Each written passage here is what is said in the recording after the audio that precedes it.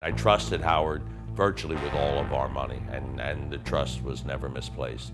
He was exceeding what his original plan was. He had a plan originally to bring in a certain amount and then try and quit, but quitting evidently wasn't that easy.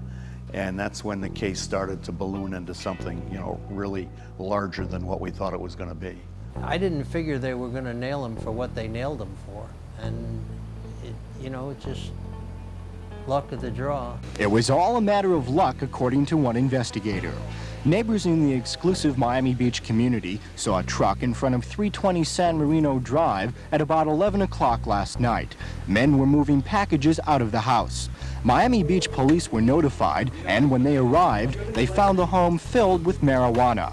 The men inside started running when they saw the police, but 4 people were later arrested. So they picked up whatever evidence they could find there. Some of the papers went back to the South Florida auto auction, and it turns out that the stuff at the San Marino house was also part of a Platshorn-Meinster load.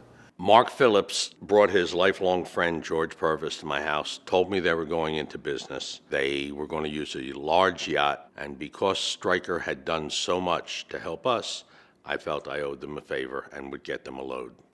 There was an extensive discussion on which captain and which crew was going on the boat. I liked and trusted them both, and they were close friends.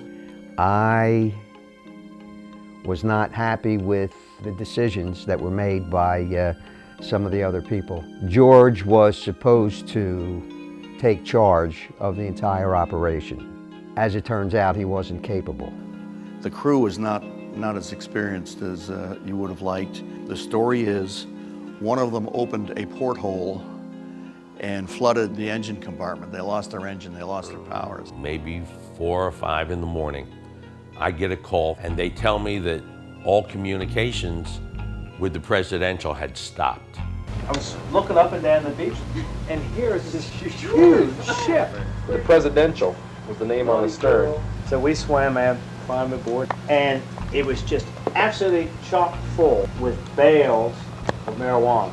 They mounted a rescue operation, both by boat and by air, to try and get the crew out of there and to salvage whatever they could. But I take off in the Cherokee 6, and I head out there by myself. I look all day, I fly all day. I finally spot it.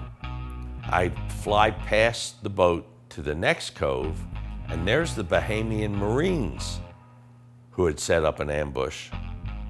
And they were waiting for anybody to come down to the boat to try and get all this pot. And the cove on the opposite side has what I figure are DEA. The only way I could bring the crew out was by boat. My captain, Randy Fisher, was on Bimini doing a charter for Stryker. I went over there and convinced him to run over to Abaco to help rescue the crew. Said the Presidential went down.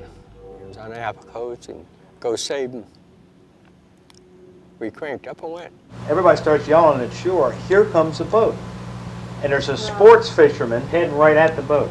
A Cherokee starts circling. I drew an arrow with a lipstick on the window of the plane, pointing to where Randy would land on the beach with the Stryker. And I come down as low as I can and then turn pointing toward the boat. And all of a sudden, out of the brush comes 4 guys. The sports fisherman is coming into the beach, and these 4 guys just swam right after him. The crew swam out and got on the Stryker. Randy headed out in the ocean, and he heads in toward the Presidential. Randy backed up to the Presidential, jumped on board, ran down in the cabin. I was circling overhead. A few seconds later, he came flying out with a bale, jumped into the Stryker. Because 6 Bahamian Marines were hiding down in the salon of the Presidential. I said, start the engines, put them down, cranked it up, and they started shooting. Bullets were going this way and that way. And I finally said, well, I could get hit. They did get some of the grass. The Bahamian police seized the rest of it and burned it. And after that, a dispute arose between the people in Nassau and the people in Marsh Harbor as to who was going to salvage the boat. As the dispute progressed, the boat caught fire and completely burned. And when we went back, we found burned timbers on the shoreline. We found these great big rusty old gas tanks that were the ship's tanks. And I found this thing here, a St. Christopher medal and a piece of burned aluminum. This is how hot that fire was when that boat burned up.